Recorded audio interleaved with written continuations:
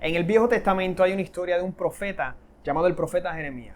Y este profeta se dedicó a proclamar una sola cosa, y era que el juicio de Dios se acercaba a Jerusalén. Sin embargo, Jeremías tenía un problema, y es que mientras él predicaba sobre el juicio de Dios, porque Dios le entregaba ese mensaje, había otro grupo predicando completamente lo contrario. Jeremías se encontró con la oposición del rey de Jerusalén y los sacerdotes de Jerusalén, que se oponían a él porque no querían escuchar el mensaje que traía Jeremías de parte de Dios. Y esos falsos profetas que decían hablar de parte de Dios, realmente hablaban en contra de Dios, pues el mensaje de ellos contradecía el mensaje del profeta Jeremías. Por una parte, el profeta Jeremías predicaba derrame de sangre, juicio, destrucción que se aproximaba a Jerusalén. Capítulo 6, versículos 6 al 8 del libro de Jeremías. Pero por otra parte, los falsos profetas predicaban un falso mensaje de paz, diciendo paz, paz. Jerusalén, tranquila, porque delante de ti se ven tiempos prometedores. Lo que viene hacia ti es paz, no es destrucción, como dice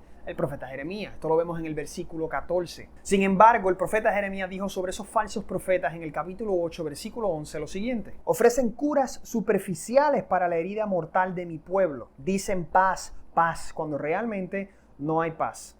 Cuando estos falsos profetas predicaban paz, paz, lo que estaban haciendo era negando el mensaje de parte de Dios. De hecho, fueron más allá. Y según estos falsos profetas, ellos decían a Jerusalén que estaban en buenos términos con Dios, que Dios estaba completamente contento con ellos, que lo que quería era bendecirlos y darles de todo lo que ellos querían, es lo que Dios quería hacer con ellos, pero era todo lo contrario. Mientras esos falsos profetas seguían predicando ese falso mensaje de que Dios estaba contento con ellos y quería darle todo lo que ellos querían, capítulo 23, versículo 17, el profeta Jeremías seguía predicando el mismo mensaje que había recibido de parte de Dios. Se aproxima el juicio de Dios a ustedes, Jerusalén. Arrepiéntanse. Finalmente, Jerusalén fue destruida en el año 587 a.C. Hubo un derrame de sangre en Jerusalén. Hubo un llanto y un grito hasta que no hubo más voces, porque no quisieron escuchar a Dios y escogieron escuchar a esos falsos profetas predicando paz, paz, todo va a estar bien. Dios ha dejado claro en su palabra que viene un juicio. La diferencia es que en esta historia, este juicio no viene a un pueblo nada más como a Jerusalén. Hebreos 9:27 dice lo siguiente. Y así como cada persona está destinada a morir una sola vez, después de esto, el juicio. La pregunta es si vas a escuchar a esos falsos profetas que te dicen paz, paz, no viene ningún juicio. Dios no está molesto contigo. O si vas a escuchar lo que Dios ha proclamado por generación tras generación, llamando a todo hombre a arrepentirse. Hechos capítulo 17, versículo 30, para que sean salvos del juicio que se acerca. Mi nombre es Jesse y esto es Último Pacto.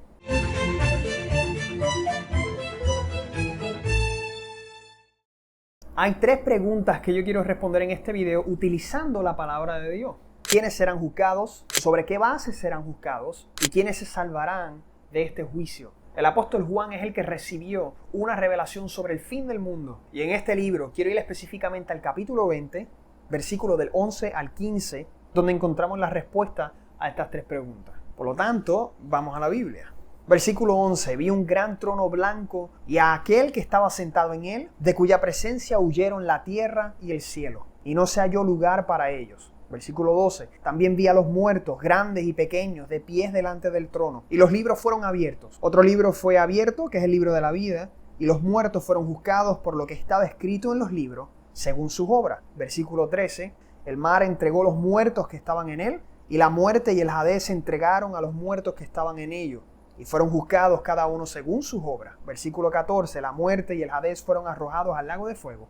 Esta es la muerte segunda, el lago de fuego. Versículo 15, y el que no se encontraba inscrito en el libro de la vida fue arrojado al lago de fuego. En este texto nosotros encontramos 3 cosas que nos responden a nuestras 3 preguntas acerca del juicio de Dios. La primera siendo, por supuesto, ¿quiénes serán juzgados? El versículo 12 nos responde, también vi a los muertos, desde el más grande hasta el más pequeño, de pie delante del trono. Nosotros sabemos que vamos a morir. Tú vas a morir. Puedes morir ahora mientras estás viendo este video. Yo puedo morir ahora mientras grabo este video. Como dice Hebreos 9, versículo 27, todo hombre tiene designado la muerte y luego de ella el juicio. Nos dice este versículo que desde el más pequeño hasta el más grande, desde los más débiles hasta los más poderosos, desde los más pobres hasta los más ricos, desde los más conocidos hasta los menos conocidos, Todos serán juzgados. Y como dice el versículo 12, Juan vio a toda persona, a todos estos muertos, delante del trono. Ahora, ¿qué sucedió con estos que estaban delante del trono? Juan responde, fueron juzgados por lo que estaba escrito en los libros, según sus obras. Por lo tanto, la respuesta es bastante lógica y es bastante clara. Todo el mundo será juzgado. Si tú vas a morir, serás juzgado. Si tu muerte está cerca, serás juzgado. Si conoces a alguien que ha muerto, ha sido juzgado. Y como vemos aquí en el versículo 12, que fueron juzgados según sus obras, eso nos lleva a la segunda pregunta. ¿Por qué cosas serán juzgados? El verso 13 nos contesta esto claramente. La muerte y la tumba también entregaron sus muertos y todos fueron juzgados según lo que habían hecho. Por lo tanto, la respuesta es que todas nuestras obras serán juzgadas. Todas mis obras serán juzgadas y todas tus obras serán juzgadas. Cuando el texto dice aquí en el versículo 13 que todo será juzgado, se refiere a todo. Podemos ver que nuestros pensamientos serán juzgados. Y esto lo podemos ver en el mismo libro de Jeremías, en el capítulo 17, versículo 10. El texto dice, yo el Señor escudriño el corazón, pruebo los pensamientos para dar a cada uno según sus caminos, según el fruto de sus obras. Cada cosa que tú hayas pensado, que tú pienses y vayas a pensar, se te va a devolver en el día de juicio. Tú las vas a ver porque Dios las va a exponer en el día de juicio. Incluso nuestras palabras serán juzgadas. Las cosas que yo les estoy compartiendo ahora serán juzgadas. Dice Mateo capítulo 12, versículo 36. Pero yo les digo que de toda palabra vana que hablen los hombres, darán cuenta de ella en el día de juicio. Por lo tanto, cada cosa que tú hayas dicho, cada cosa que tú dices y que vayas a decir, será juzgada en el día de juicio. Dios las va a exponer y te las va a devolver.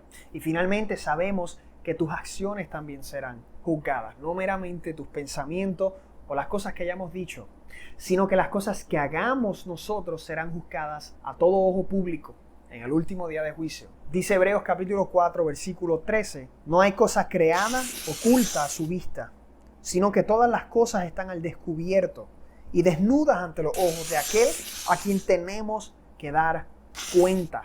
Cada cosa que tú hayas hecho, que tú haces y que tú harás, será expuesta en el día de juicio.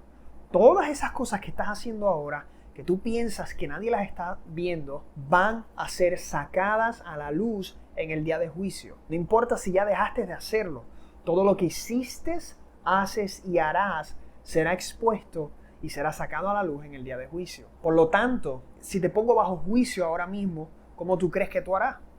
¿Has mentido en algún momento? Y no importa, puede que tú digas que todo el mundo miente, esa no es la pregunta que se está haciendo. No es la pregunta que te va a hacer Dios. Dios no dirá, tienes razón, como otras personas mienten, tú puedes mentir. ¿Has robado en el pasado? No, yo no he robado, Jesse. ¿Has escuchado música pirateada? ¿Has cogido un bolígrafo que no es tuyo? Eso es robar.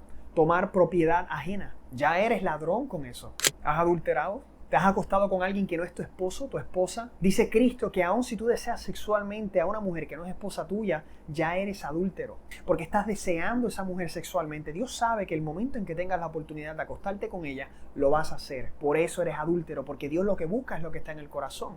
Por lo tanto, ¿has adulterado en el pasado? ¿Has hablado mal de alguien a sus espaldas?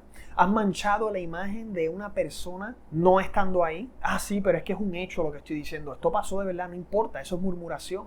Es posible que tú me digas, Jesse, solamente he fallado en uno nada más. Pero dice las Escrituras en Santiago capítulo 2, versículo 10, que con tan solo fallar en uno, ya eres culpable delante de Dios. Pues te has ido en contra de su ley, te has ido en contra de lo que es bueno. Por lo tanto, eres culpable de ser malo.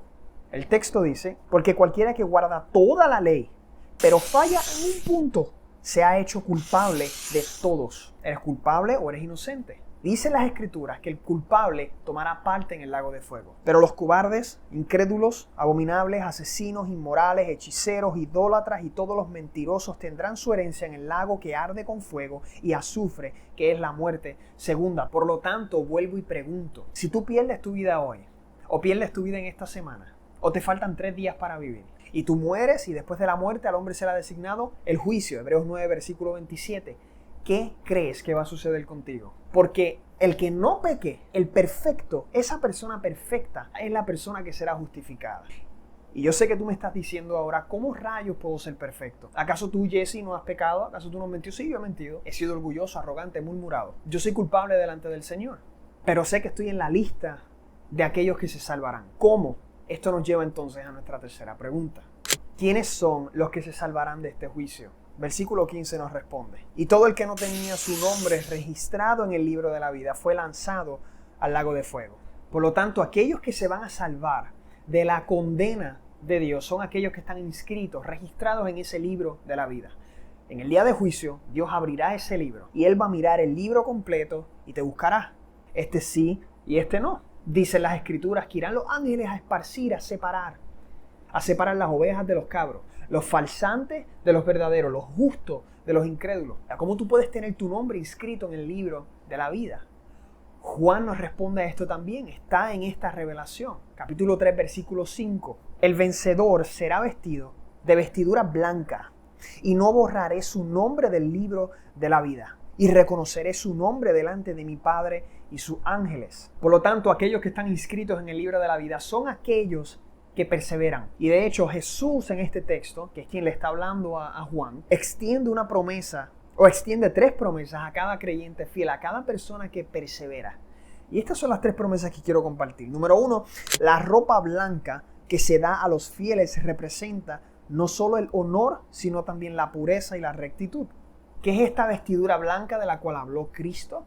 Isaías, capítulo 61, versículo 10, habla sobre esto. En gran manera me gozaré en el Señor, mi alma se regocijará en mi Dios, porque Él me ha vestido de ropas de salvación, me ha envuelto en manto de justicia, como el novio se engalana con una corona, como la novia se adorna con su joya. Esa es la vestidura blanca, la vestidura de justicia de la cual habla Juan. En segundo lugar, Jesús promete que no borrará el nombre del libro de la vida a todo aquel que en él esté escrito. No va a haber un para atrás y para adelante, un quita, pon, quita, pon, quita, pon. El nombre que esté escrito no se va a borrar.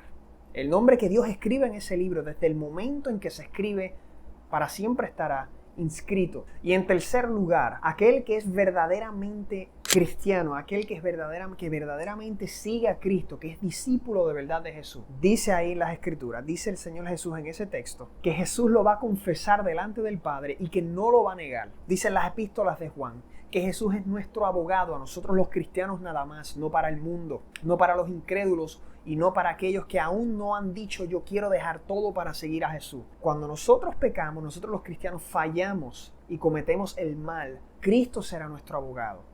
Y en ese día de juicio, ese mismo abogado, Cristo Jesús, va a confesar al Padre y le dirá: estos son míos, estos que han perseverado, estos verdaderos discípulos míos son míos.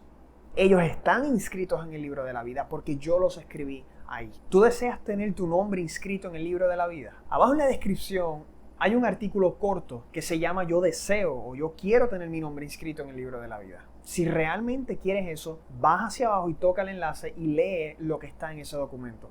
Con eso dicho, si estás de acuerdo con el video, dale like. Si quieres escuchar más sobre Jesús y sus enseñanzas, suscríbete al canal. Y si sabes de alguien que necesita escuchar esto, compártele el video. Que la paz de Cristo esté con ustedes.